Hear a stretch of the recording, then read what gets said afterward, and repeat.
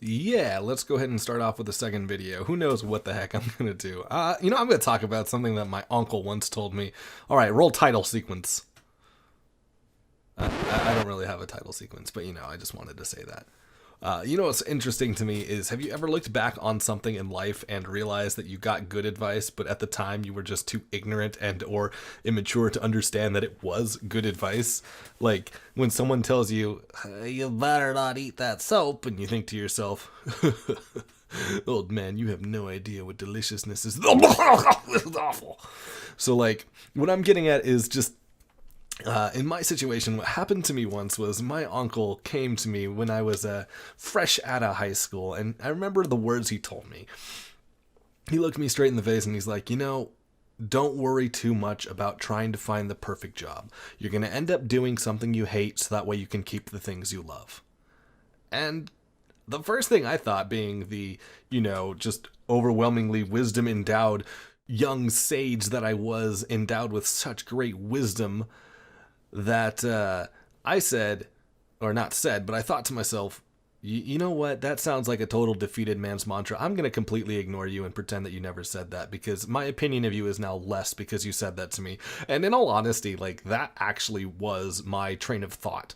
I genuinely was like, wow, I can't believe my uncle said something so completely lame. I hope that I never say anything like that in my life.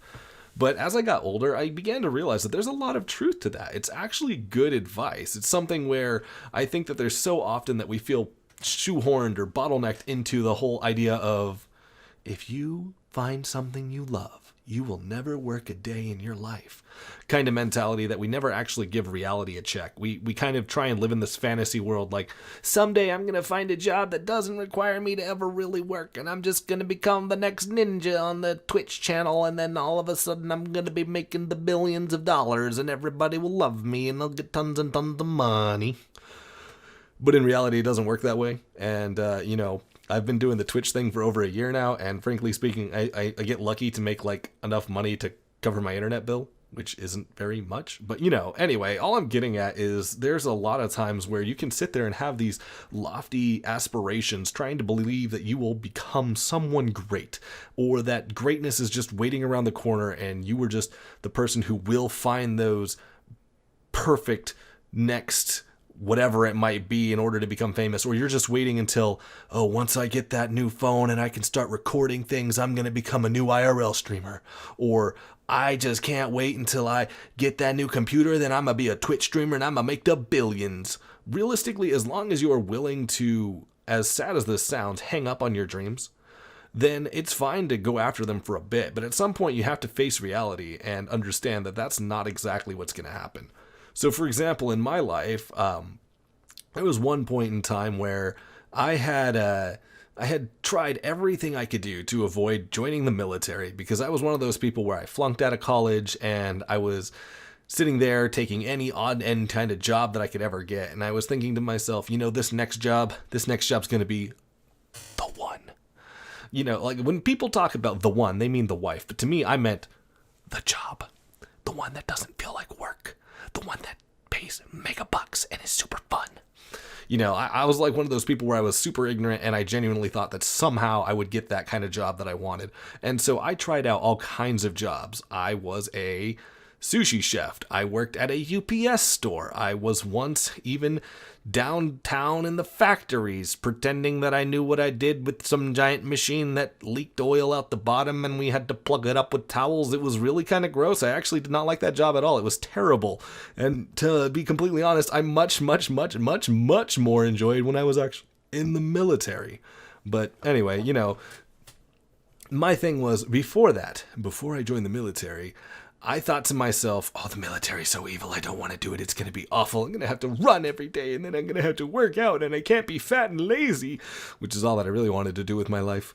But I ended up trying to become a realtor, and frankly speaking, I did not do well at that. I couldn't even pass the test, and so where I grew up in the golden state of California, I ended up taking the real estate classes and I passed those and life was super easy, and I thought to myself, oh, this will be great, I can do this.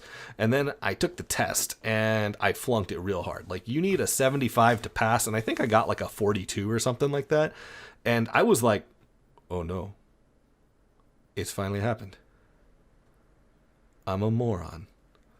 Anyway, no, it was something where I ended up talking to my neighbor at the time who was a realtor, and she told me, oh no, sweetie, it's okay. You don't know this because you're not in the field, but they intentionally make this test something that is meant to have a 50% fail rating, meaning you need to study for the test. It has nothing to do with actual real estate.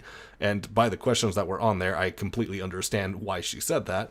So I bought myself one of them cram courses, and I was like, oh yes, this cram course says we guarantee that you pass or your money back, and we will even recover the cost of the test itself. So I was like, I got a good one. So I studied the cram course, and I took all the cram tests, and I passed all the cram tests, and I thought to myself, yeah, boy, we got this.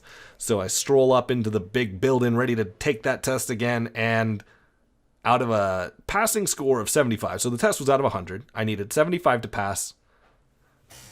I got a 74. And I remember my dad, at the time, I was living at home, and my dad was like, you need to find a real job because I am tired of supporting you. And I was like, please, Dad, let me become a realtor. And then I flunked the first time. He's like, join the military. And I'm like, please, Dad, one more chance. And then he was like, okay, fine, but this is your last chance. And then I took that test, and I got that 74. And I came home thinking my dad was going to be like, get out of here. And he goes, okay, you know what? If you want to try again, I won't blame you. You can try again. And I was just like, nah, I'm done. I'm sorry. I realize now that this is a waste of time. And so I actually did join the military, and it was a lot of fun. And I'll talk a lot more about that in this channel later. I've got a ton of stories from when I was in the Air Force. But as for now, I think that's going to be the end of this story. If you guys enjoy this kind of random nonsense, just let me know what you think. I'm going to be trying to do more videos like this in the future. I don't know how to do anything really. Like I said in the first video, I really will just be rambling for the vast majority of these. These are completely unscripted. I sit in front of my computer staring at Audacity as it records the words. And if you enjoy it, then cool, because I want to do this more. Anyway, if you stuck around this far, you guys are the best. Take care. I see you again in the future, hopefully. Okay, bye.